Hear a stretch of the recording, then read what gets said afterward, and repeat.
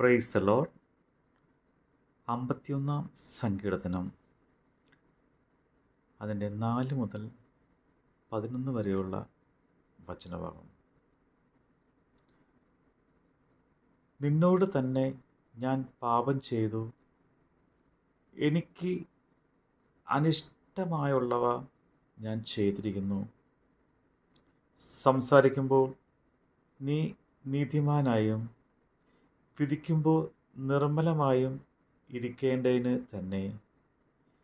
ഇതാ, ഞാൻ അകൃത്യത്തിൽ ഉരുവായി, പാപത്തിൽ എൻ്റെ അമ്മ എന്നെ ഗർഭം ധരിച്ചു.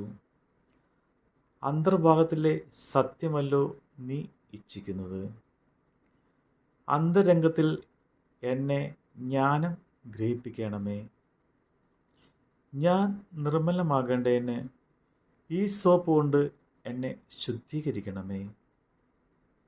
ഞാൻ ഹിമത്തേക്കാൾ വെളുക്കേണ്ടതിന് എന്നെ കഴുകണമേ.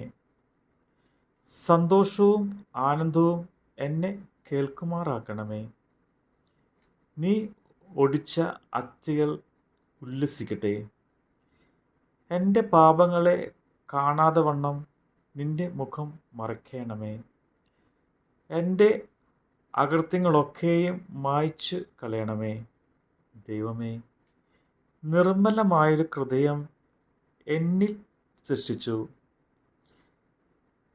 സ്ഥിരമായൊരാത്മാവിനെ എന്നിൽ പുതുക്കണമേ. നിൻ്റെ സന്നിധിയിൽ എന്നെ തള്ളിക്കളയരുതേ. നിൻ്റെ പരിശുദ്ധാത്മാവിനെ എന്നിൽ നിന്ന് എടുക്കുകയുമരുതേ. ദൈവ വചനമാണ് നമ്മൾ കേട്ടത്.